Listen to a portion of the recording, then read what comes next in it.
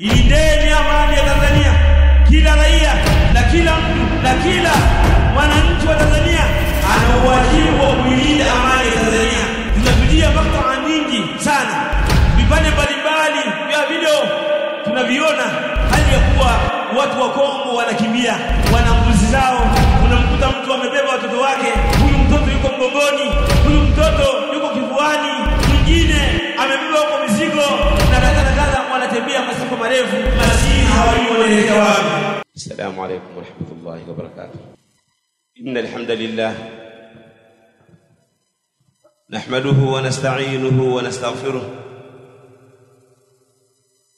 wa na'udhu billahi min shururi anfusina wa min sayyiati a'malina. Man yahdihillahu fala mudilla lahu wa man yudlil fala hadiya lahu. وأشهد أن لا إله إلا الله وحده لا شريك له وأشهد أن محمدًا عبده ورسوله. يا أيها الذين آمنوا اتقوا الله حق تقاته ولا تموتن إلا وأنتم مسلمون. يا أيها الناس اتقوا ربكم الذي خلقكم من نفس واحدة وخلق منها زوجها وبث منهما رجالا كثيرا ونساء واتقوا الله الذي تساءلون به والأرحام إن الله كان عليكم رقيبا. يا أيها الذين آمنوا اتقوا الله وقولوا قولا سديدا يصلح لكم أعمالكم ويغفر لكم ذنوبكم ومن يطع الله ورسوله فقد فاز فوزا عظيما. أما بعد فإن أصدق الحديث كتاب الله وخير الهدي هدي محمد صلى الله عليه وسلم وشر الأمور محدثاتها وكل محدثة بدعة وكل بدعة ضلالة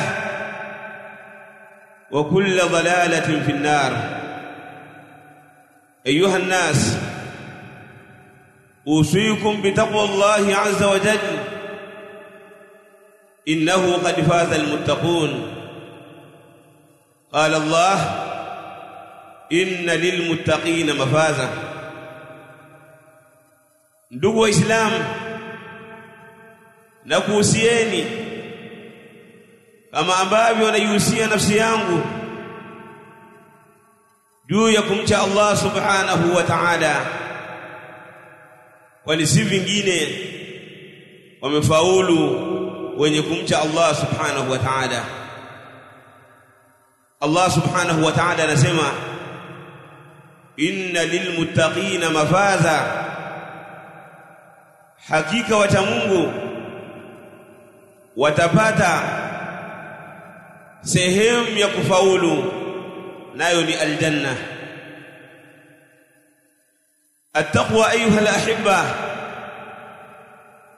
أن تجعل بينك وبين الله عز وجل وبين عذاب الله عز وجل وقاية. Uchamungu ni kujalia kati yako na kati ya adhabu za Allah subhanahu wa ta'ala huwa kuna kinga, kuna kizuizi ambacho kitakukinga na hiyo adhabu ya Allah subhanahu wa ta'ala.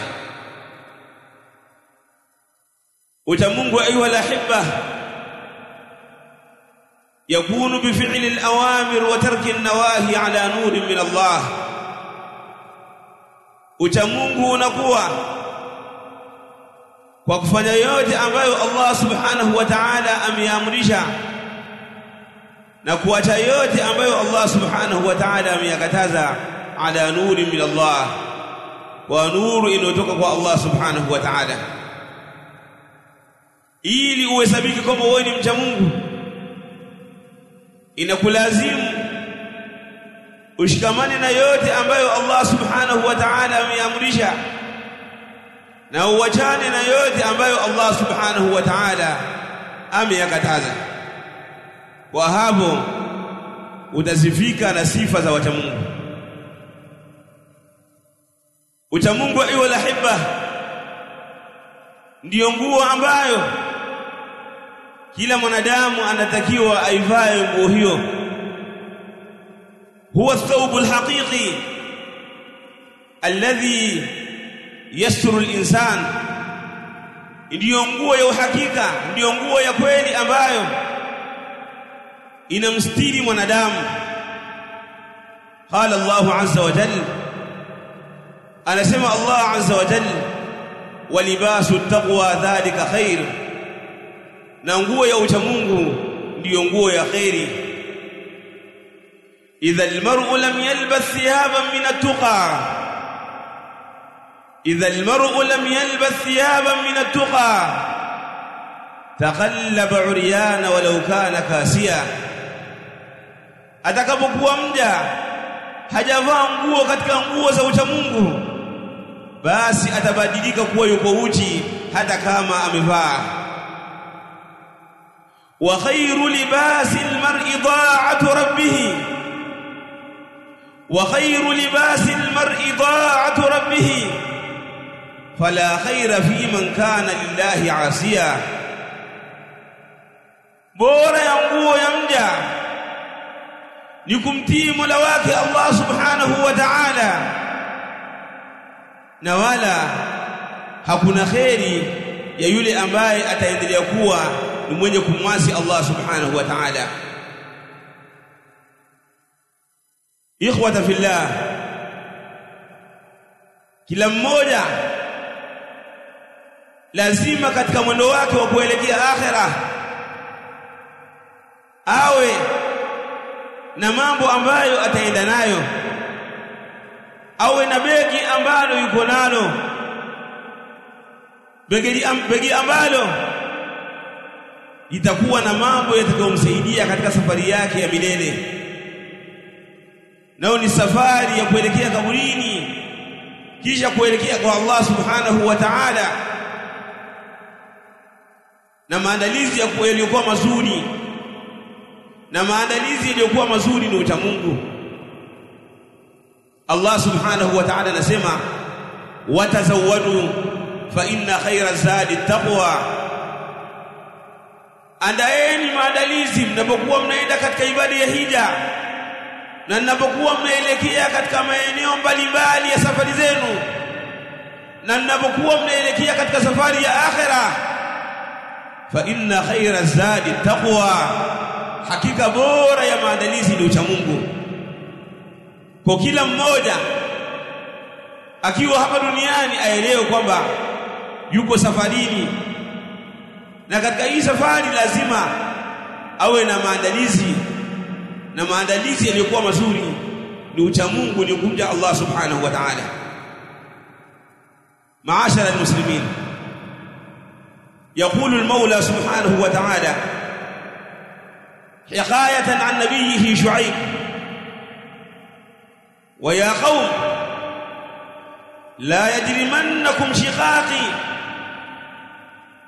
أن يصيبكم مثل ما أصاب قوم نوح أو قوم هود أو قوم صالح وما قوم لوط منكم ببعيد. Allah subhanahu wa ta'ala anayaelezea yale ambayo nabii wake Shuaib aliwatangazia watu wake kuhusiana na kuwaidhika na kupata mawaidha ya yale ambayo yaliwapata watu waliokuwa kabla yao na watu walioishi katika zama zao. Shuaib alayhi salatu wassalam aliwaita watu wake akawaambia, enyi watu wangu, la yajrimannakum shiqaqi, isikupelekeeni kutofautiana na mimi na kutofautiana na mimi na kuwa na tofauti na mimi. Ayusibakum mithlu ma aswaba qauma nuh, isije kakupateni yale mambo ambayo yaliwapata watu wa Nuh, isije kakupateni ile adhabu ambayo iliwapata watu wa Nuh, au qauma Hud, au iliwapata watu wa Hud, au qauma Salih, au yale ambayo yaliwapata watu wa Salih katika adhabu. Wama qaumu Lut minkum biba'id, na wala hawakuwa watu wa Lut kwa nyinyi kwamba wako mbali katika sehemu na wale wako mbali katika wakati. Watu wa Lut ni watu ambao miji yao iko karibu na nyinyi, na adhabu iliyowapata iko karibu na nyinyi pia, kwa maana ni jambo ambalo mmeliona na mmelisikia lilikuwa katika zama zenu. Wao hawako mbali katika zama na wala hawako mbali katika sehemu. Almaana, Nabiyullah Shuaib anawaambia watu wake kwamba wawaidhike na watu wa Nuh,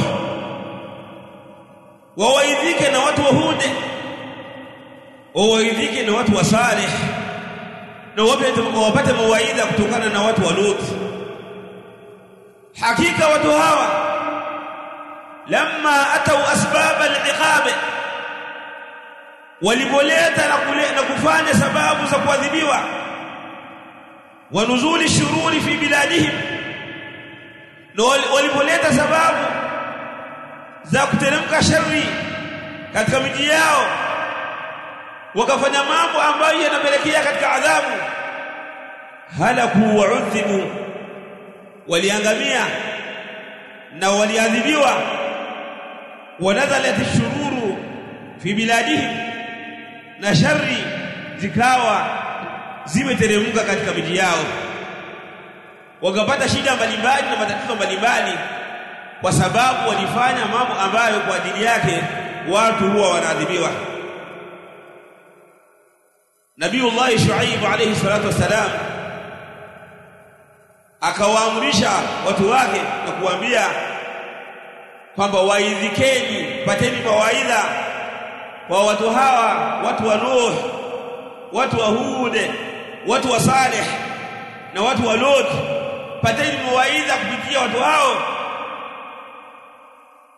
Akawaambia kwamba msilete sababu za kuangamia, msilete sababu ambazo zitasababisha Allah subhanahu wa ta'ala awateremshie adhabu, kwa sababu kila mwenye kuleta sababu ya fitna, sababu ya adhabu, atakayeleta sababu inayosababisha vita, fa innahu qad yaqa'u fihi, hakika inawezekana kaingia katika jambo hilo ambalo linasababishwa na yale mambo ambayo anayafanya. Huyo ni Nabiyullah Shuaib, anawaamrisha watu wake wawaidhike na wengine. Allah subhanahu wa ta'ala anatuambia pale alipokuwa ameelezea watu wa Firaun, na kwamba Allah subhanahu wa ta'ala aliwateremshia adhabu watu wa Firaun, yeye Firaun akawa ameangamia na watu wake. Allah subhanahu wa ta'ala akasema faj'alnahum salafan wa mathalan lil akhirin, tukawajalia hao watu wa Firauna kwa hiyo adhabu, kama wao wametangulia katika hii adhabu, na watakuwa ni mfano kwa ajili ya wale waliobakia na wale wanaokuja baadaye. Kwa maana Allah subhanahu wa ta'ala adhabahum, Allah aliwaadhibu watu hawa. Baada ya kuadhibu Allah subhanahu wa ta'ala akatuambia, nyinyi ambao mmebakia na nyinyi ambao mnakuja baada yao, ni lazima muaidhike na watu hao ambao wameadhibiwa. Kwa nini wameadhibiwa? kwa sababu walifanya mambo ambayo kwa sababu yake Allah subhanahu wa ta'ala anateremsha adhabu. Anasema al-Imam al-Baghawi al-Shafi'i rahimahullah, ja'alnahum mutaqaddimin ay fi al-'adhab, tumewajalia hawa watu wa Firauna na wengineo ni wenye kutangulia katika kuadhibiwa, liyatta'idha bihim al-akharun, ili wapate kuwaidhika kupitia wao wale waliokuja baadaye na wale waliobakia, watakunu lahum al-ibra, na wawe na mazingatio, wapate mazingatio kwa zile adhabu ambazo ziliwapata watu wale ambao waliadhibiwa. Ayuha an-nas, ma'ashara al-muslimin, enyi watu, enyi wa Tanzania kwa ujumla, itta'imu bighairikum, waidhikeni kwa watu wengine, fa innal 'aqila man itta'adha bighairihi, hakika mwenye akili ni yule ambaye anawaidhika kupitia yale ambayo yamewapata wengine. Al-itti'adhu bil ghaib, kuwaidhika na kufaidika na yale ambayo yamempata mwingine, huwa al-istifadatu min tajarubihi wa af'alihi wa madha hasala lahu, ni kule kufaidika na yale majaribu, ile tajruba na vile vitendo ambavyo amefanya mtu mwingine, na ni mambo gani ambayo yamempata baada ya hivyo vitendo ambavyo amevifanya. Ukamtazama mtu fulani kwamba alifanya mambo fulani akawa amepata hasara katika maisha yake, ukaitazama nchi fulani kwamba walifanya mambo fulani wakapata matatizo mbalimbali katika nchi yao, uchumi ukashuka, miundombinu ikaharibika na mambo mbalimbali. Ayuha an-nas, enyi watu, nahnu naishu fi biladina Tanzania fi amn wa istiqrar, sisi tunaishi katika nchi yetu Tanzania, tunaishi katika amani, tunaishi katika utulivu. فالامن هو دعائم للمجتمعات، فالامن هو دعائم للمجتمعات، amani ndio muhimili wa jamii na kuitengeneza jamii, wa wasailu istiqrariha, na ndio njia za kuweza kutulia watu kuwa na utulivu katika nchi yao. Fala istiqrara illa bil amn, hakuna utulivu sehemu yoyote isipokuwa kwa amani. Wala iqtisada illa bil amn, na wala hauna uchumi isipokuwa kwa kupatikana amani. Wala izdihara illa bil amn, na wala hakuna maendeleo yatakayopatikana katika eneo lolote isipokuwa watakapokuwa watu hao wana amani. Qala Abu al-Husayn Ali ibn Muhammad al-Mawardi rahimahullah ta'ala, anasema al-Hafidh, mwanachuoni mkubwa wa Kiislamu, anasema al-amn al-am tatma'innu ilayhi an-nufus, amani ambayo inaenea katika kila sehemu, nafsi na nyoyo za watu huwa zinatulizana. Watantashiru al-himam, na inakuwa ni yenye kuenea, yanakuwa ni yenye kuenea malengo ya watu. Wayaskunu fihi al-bari, na tatulizana raia mwema katika hiyo amani. Wayalisu fihi al-dhaif, na atajiwadhika yule raia ambaye ni mnyonge, ambaye ni maskini, hana kitu, atakuwa ni mwenye kuishi kwa kuliwazika hali ya kuwa yuko ndani ya amani. Mtume wetu Muhammad sallallahu alaihi wasallam anasema, akiwa anaelezea umuhimu wa amani na kwamba amani nafasi yake ni kubwa katika jamii, na kwamba amani ni bora kuliko kila kitu, na kwamba bora mtu aishi hali ya kuwa hana chakula wala hana maji wala hana chochote isipokuwa awe na amani. anasema mtume wetu Muhammad sallallahu alaihi wasallam, man asbaha minkum aminan fi sirbihi, yote yule ambaye ataamka asubuhi hali ya kuwa ana amani nyumbani kwake, aminan fi sirbihi, hali ya kuwa ana amani kwenye barabara yake, njia yake anayopita, hali ya kuwa anaenda kazini au anasafiri, aminan fi sirbihi, hali ya kuwa ana amani sehemu yake ya kufanyia kazi.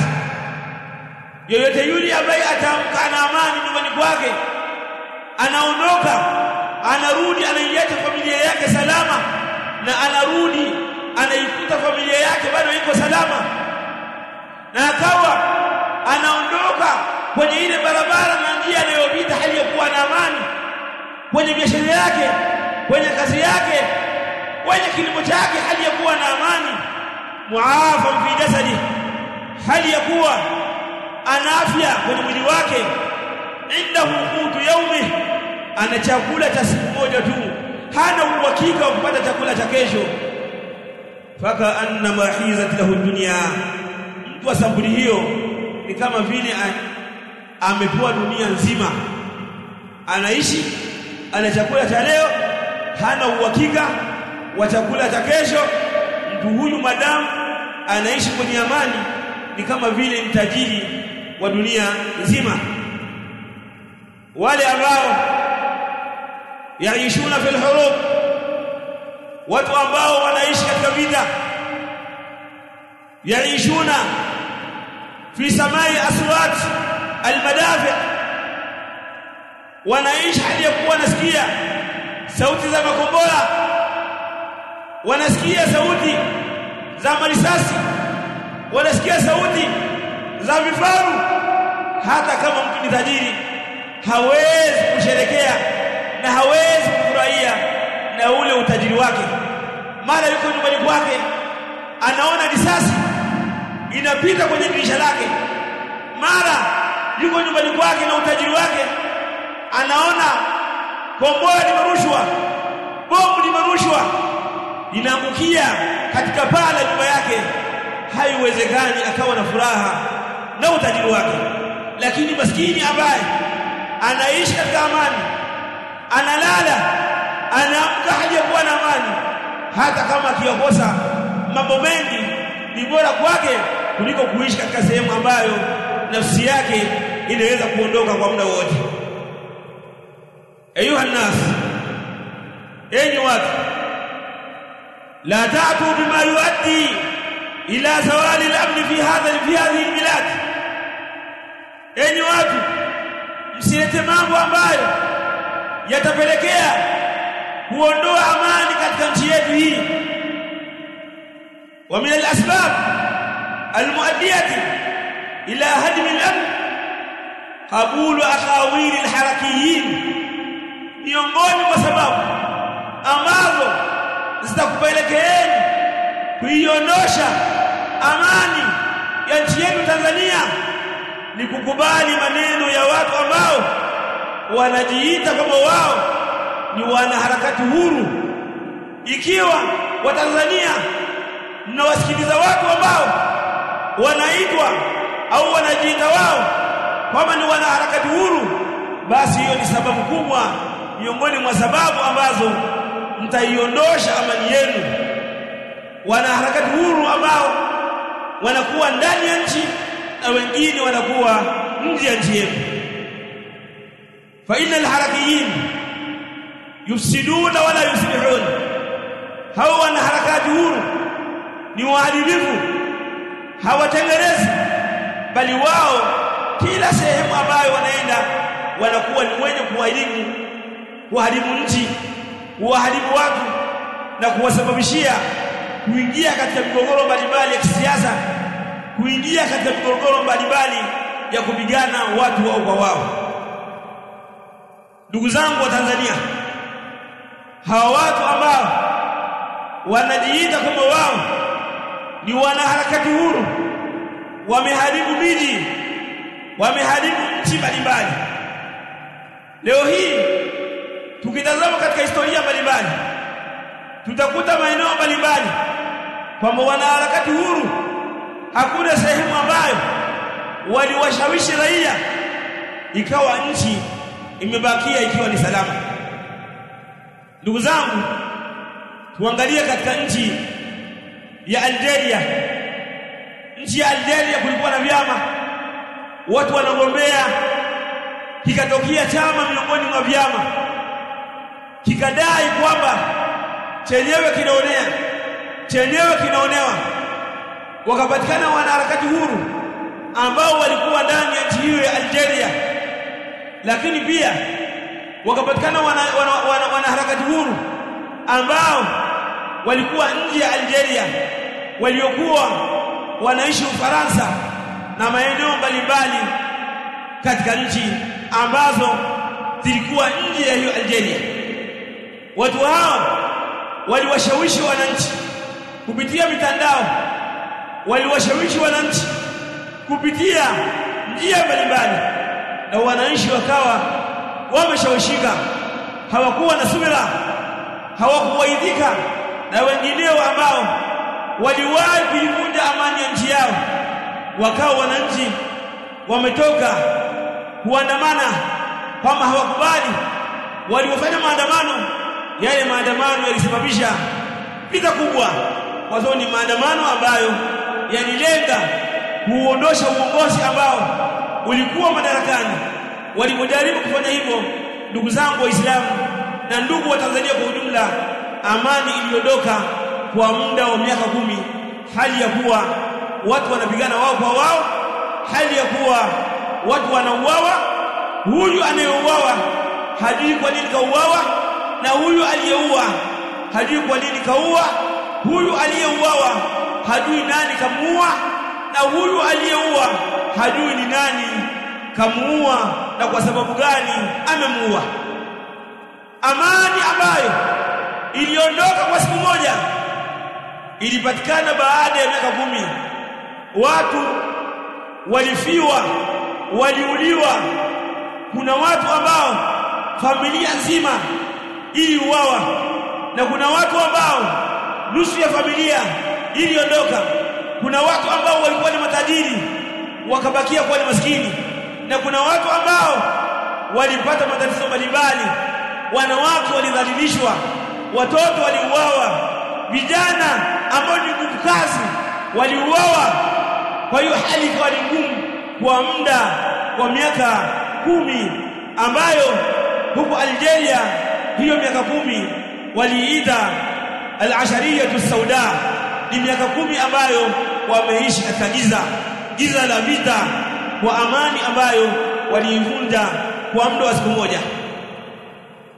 Wale wanaharakati ambao walikuwa wakiwalingania na kuwachochea wananchi watoke wakaandamane, wao waliokuwa ndani walikuwa tayari wana tiketi na visa, walikimbilia Ufaransa, na wale waliokuwa nje walikuwa wako nje, kwa maana tulibakia sisi, walibakia wao. Maskini ndio ambao wanapata shida, wanapata matatizo ya vita. Wale wanaharakati walikimbia, na wale waliokuwa nje hawakuwa na msaada wowote. Sisi maskini pale ambapo yanatokea matatizo ndio ambao tunapata shida, ndio ambao tunapata matatizo mbalimbali. Kwa hiyo hao ambao wanatushawishi hali ya kuwa wako nje au wako ndani, haifai kwa mtu yoyote kumwamini. Na wengine ambao ni katika wanaharakati huru ambao huwa wanawashawishi raia kwamba wakaandamane na kuvunja amani ya nchi yao, huwa wanakimbilia kwenye balozi mbalimbali na kuwapokea kisha kuwasafirisha.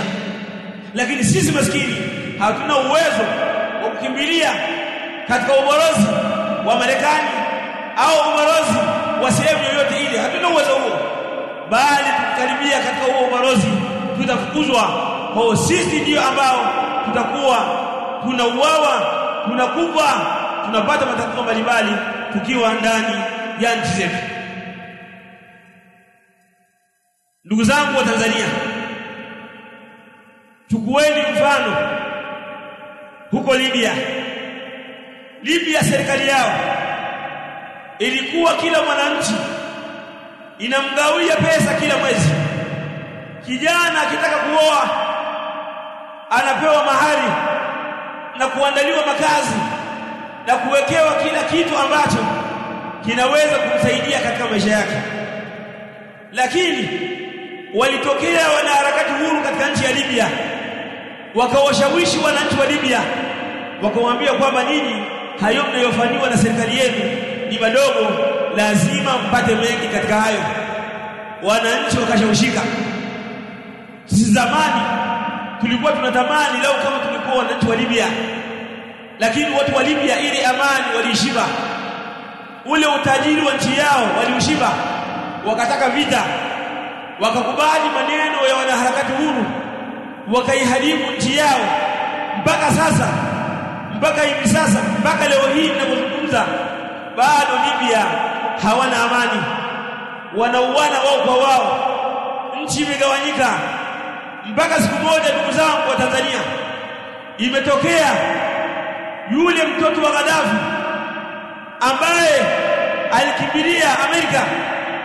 alikimbilia Amerika, alitangaza kwamba anataka arudi Libya kwa lengo la kugombea urais.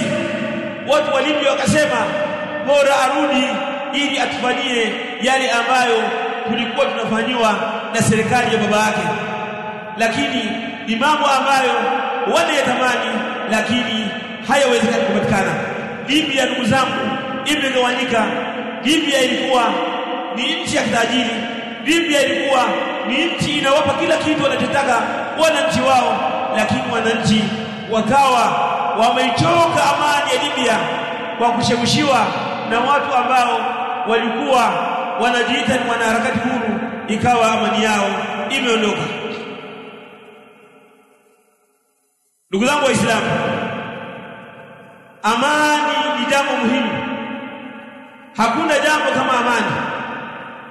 Amani ndio jambo ambalo litawasaidia watu kwa lengo la kukuza uchumi wao. Amani ndio jambo ambalo litawasaidia watu kwa lengo la kuyapata mambo ambayo wao wanayatamani. Bila amani hakuna uchumi. Bila amani yani hakuna maendeleo yoyote ambayo yataweza kufanyika bila ya kuwepo amani.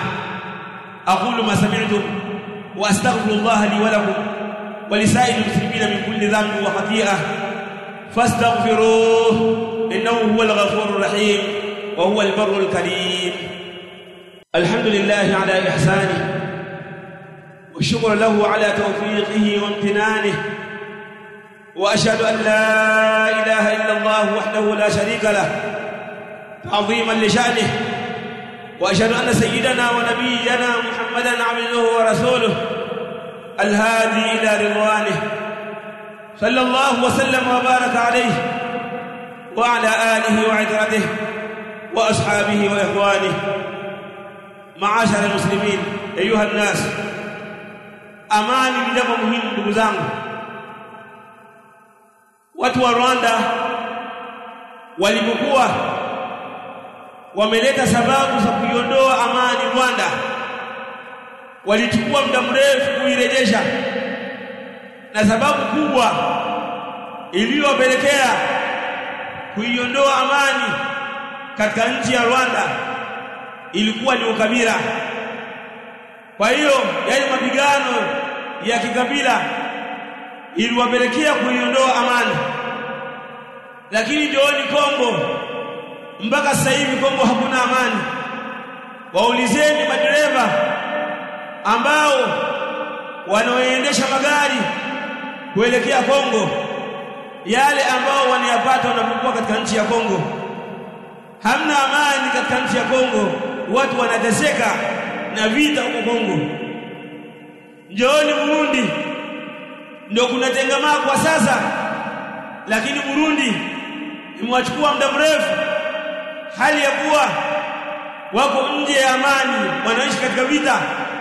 Hata wao Warundi wanazungumza mpaka kuna baadhi ya Warundi ambao kwenye mitandao yao wanatupa mawaidha sisi wa Tanzania, wanatuambia jamani wa Tanzania, amani ni muhimu, na wakiwa wanatuambia kwamba enyi wa Tanzania, sisi Warundi huwa tunakimbilia huko Tanzania. Sasa nyinyi wa Tanzania mtakapokuwa mmeingia katika vita, mtakimbilia wapi? Mtaenda Kenya? Maana na Kenya mkitazama maandamano yao ambayo waliandamana, ulikuwa nakuta wale waandamanaji, mmoja katika waandamanaji au kundi katika waandamanaji anavunja nyumba ya mtu fulani hadi ya kuwa na yake katika mtaa mwingine inavunjwa. Unakuta baadhi ya waandamanaji wanavunja maduka ya watu katika maeneo fulani, na wao maduka yao katika maeneo mengine yanavunjwa. Unakuta watu wanaharibu bustani za watu katika maeneo fulani, na wao bustani zao katika maeneo mengine yanaharibiwa. Kwa hiyo wewe unaharibu ya wenzako na wengine wanaharibu ya kwako. Hivi ndivyo ambavyo tuliposhuhudia Kenya hapa majuzi. Waliandamana wakaharibu mali zao wenyewe kwa wenyewe, wao kwa wao, wakaharibu miundombinu wao kwa wao, lakini hakuna faida yoyote ambayo waliipata isipokuwa kupata hasara katika nchi yao. Sisi Tanzania ni nchi ya amani. Watanzania ni watu ambao ni wakarimu,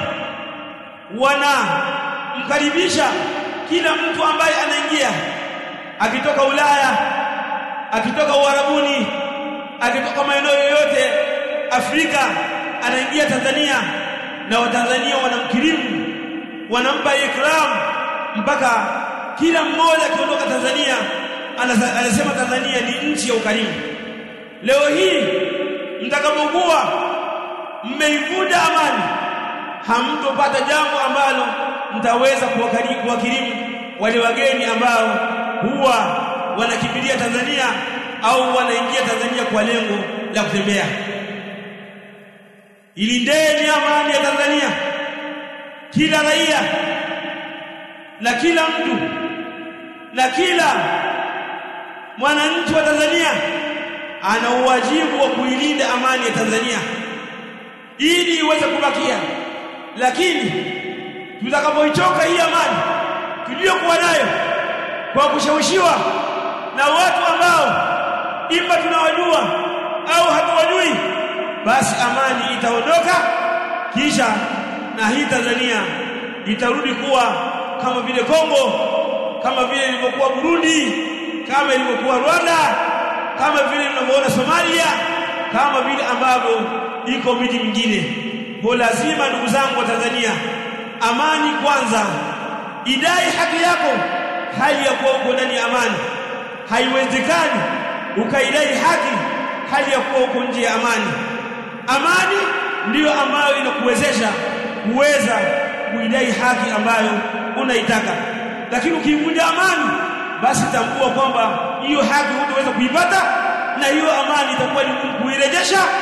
Utaishi kwa shida na matatizo, na utakuwa mambo mengi ambayo ni ya kujenga nchi, kuijenga familia, wa maila dhalika, mambo mengi utashindwa kuyapata, utashindwa kuyafanya. Zinatujia maktaa nyingi sana, vipande mbalimbali vya video tunaviona hali ya kuwa watu wa Kongo wanakimbia, wana nguzi zao. Unamkuta mtu amebeba watoto wake, huyu mtoto yuko mgongoni, huyu mtoto yuko kifuani, mwingine amebeba huko mizigo na kadha, wanatembea masafa marefu, maskini hawajui wanaelekea wapi. Sababu kubwa wamekosa amani. Wanatamani amani ije wala siku moja, lakini bado amani kupatikana kwake ni kugumu. Amani ni ngumu katika nchi ya Kongo ndugu zangu. Amani ni ngumu katika nchi mbalimbali ambazo hiyo amani iliondoka kwa siku moja, lakini mpaka sasa wananchi wako wanaitafuta, wanafanya vikao mbalimbali, bado inashindikana kuirejesha amani ya nchi yao. Kwa hiyo tuwaidhike na wenzetu, man itta'adha bighairihi fa huwa akhir. mwenye kuwaidhika na wenzake, basi huyo anakuwa ndiye mwenye akili. Kwa hiyo siku ya 29 ayu alahibba, tarehe 29 Oktoba katika mwezi wetu huu, ambayo itakuwa ni siku ya Jumatano insha Allah tabaraka wa taala, ni siku ya kuenzi amani. Tarehe 29 tuijalie ndugu wa Tanzania kuwa ni siku ya kuenzi amani. Yule ambaye anaenda kupiga kura aende akapige kura, kisha aendelee na shughuli zake za kawaida. Na yule ambaye anaona kwamba hatapiga kura, basi aendelee na shughuli zake za kawaida. Siku ya 29 Oktoba mwaka 2025 ni siku ya kuienzi amani ya Tanzania, ni siku ya kumwomba Allah subhanahu wa ta'ala ailinde hii amani, aidumishe amani katika nchi yetu ya Tanzania. Ni siku ambayo baadhi ya watu wataenda kupiga kura kuwachagua viongozi wao, kisha na kurudi majumbani kwao kuendelea na shughuli zao. Na wale ambao hawataki kupiga kura hawalazimishwi na mtu, bali wao wataendelea na shughuli nyingine.